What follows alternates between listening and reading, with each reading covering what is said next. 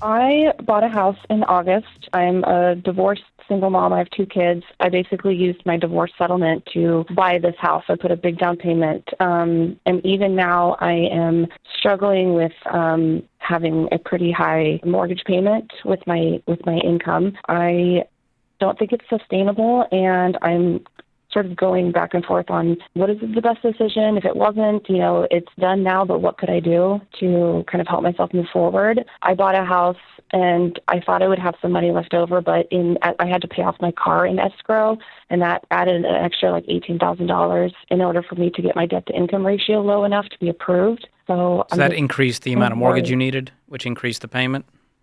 Yeah. Yeah, so... Tell us the ratios. What is your mortgage payment and what is your after-tax monthly income? So my mortgage is $38.80. Excuse me, just, I don't know, $38.90. Let's say that. That includes all of the homeowner's insurance and property tax. So they put it in there. So, so $3,800. And my net pay is $6,226 a month. Oh yeah. Yeah. So it's I make $103,000, but I live in Seattle and it's very expensive. So we're talking 2/3 of your take home is going toward the mortgage. And that's not leaving a whole lot left to live and put food on the table, let alone accomplish any financial goals. Are you getting child support at all, Anna? Yeah, I get $850 a month for 2 kids. Okay. And that's on top of your $6,200? Yeah, that's on top. All right, that helps a little bit. So, yeah, we can count that. Yeah, we kind of count all income coming even if it is child support or alimony. So that gets you to like 55%. Now, does that include the take-home pay? Do you have any deductions coming out, like healthcare premiums, 401k? I pay my health care.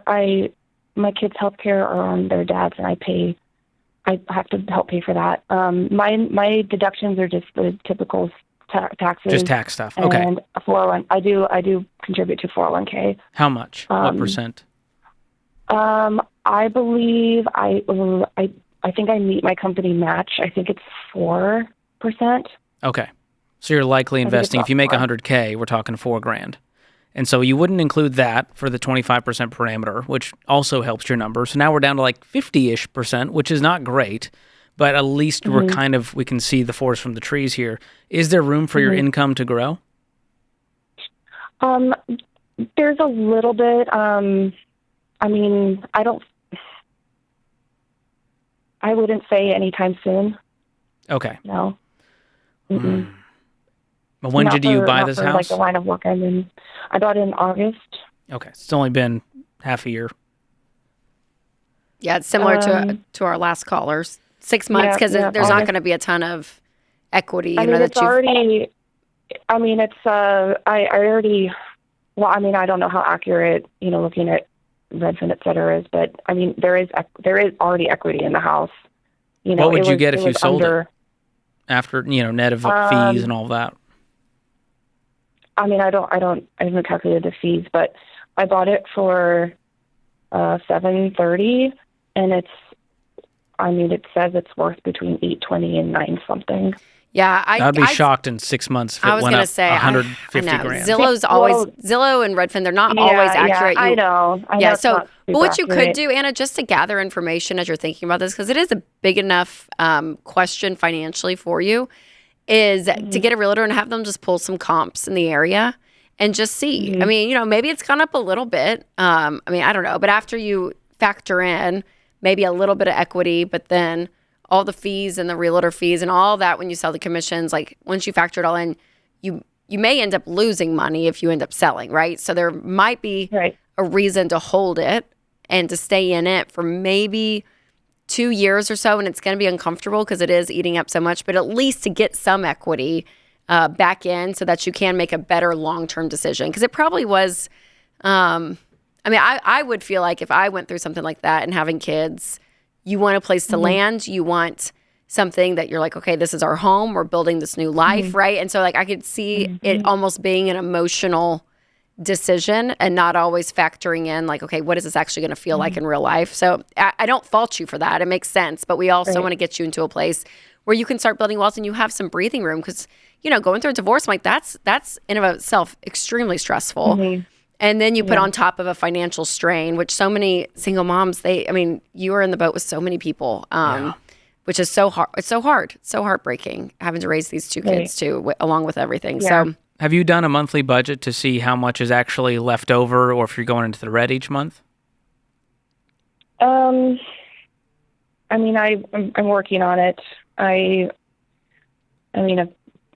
big part of why I got divorced was because of my financial incompetence. Because of yours? Because of mine. Okay. Yeah.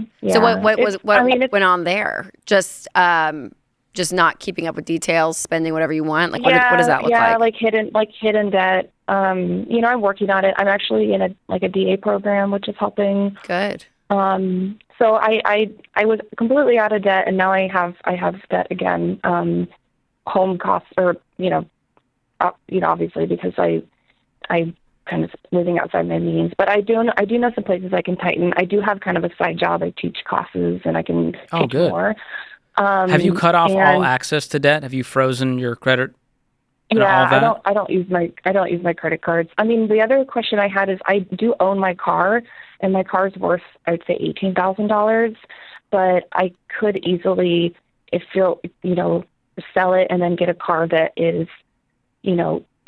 good for my kids and for me and for commuting, and use the extra. I wouldn't do it. I probably wouldn't. You're not going to free up a down payment, and then you're going to downgrade a car, and you might have, $8,000, but that doesn't solve that mortgage problem.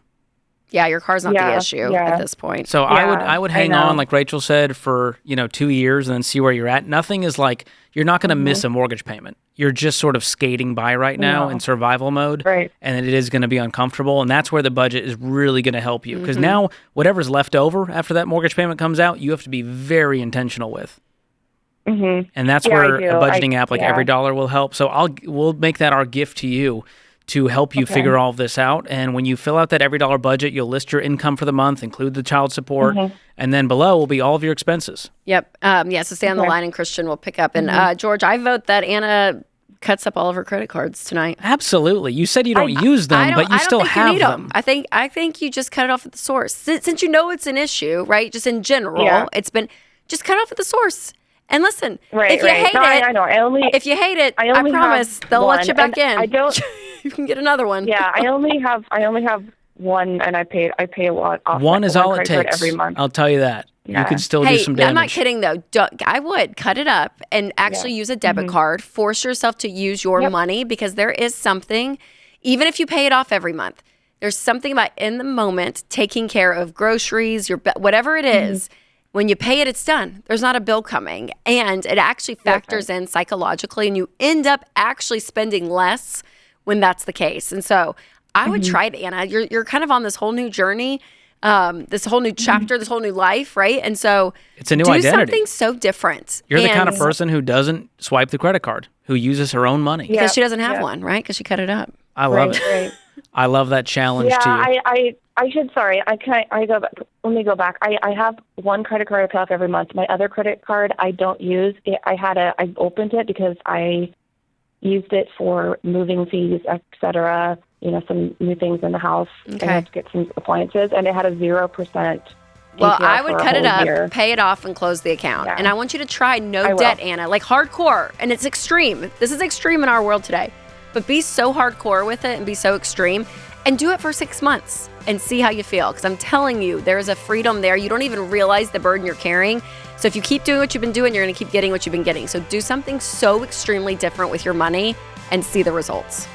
Hey guys, thanks for listening to Real Estate the Ramsey Way. Now, if you're here, you're probably thinking about buying or selling a house. It's exciting and one of the biggest financial decisions you'll ever make. But you don't want to do it with an inexperienced agent who will rush you into costly mistakes like the ones some of our callers find themselves in. You need a pro who knows what the flip they're doing and will keep you on track with your financial goals. That's why we only recommend Ramsey Trusted Real Estate Agents. These are vetted, hand-picked pros who actually listen to your needs, guide you through the process, and fight to get you the best deal. To find a Ramsey Trusted Agent near you, go to RamseySolutions.com/trusted agent. That's RamseySolutions.com/trusted agent.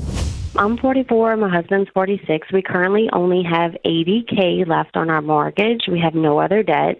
We are interested in purchasing a newer home, bigger, more desirable area, which would leave us with a newer mortgage of about $250K after about a $250,000 down payment. And I'm just wondering if this is financially smart. I think number-wise it's doable. However, emotionally it feels a little bit more challenging to move forward with this. For sure. How much do you guys make a year? Close to 200. Okay. How quickly could you pay the 250 off, do you think, if you if you guys said, okay, paying off the house is a priority to get this mortgage down, how quickly do you think you guys could do it? Honestly, I don't think it would happen very fast, maybe 7 to 10 years. Okay. What do you have? It just feels, Go ahead. It just feels like we wouldn't be able to, I'm going to say, build wealth as far as contribute more to the 529s, more to the 401ks doing this. What percentage are you doing you're doing retirement now? Are you doing 15%? My husband and I are each both doing 10%. Okay. And how long, what do you have in there? What do you have in retirement so far? About $550. Okay. So that'll double. Yeah. I mean, that'll double every 7 years. So you guys, I think, will be fine at retirement. And people that are doing, the baby steps, on average, they pay off their home in about 9 years. So let's say that's you guys, then you'll be, your husband will be 55. You'll be 53 with a paid off house. So I think the numbers, I don't think it's absolutely terrible, but big purchases like this, I always want to check my spirit in it and ask the motivation of it, right? Is it to be closer where you guys want to be? Is it for the schools for the kids? Is it?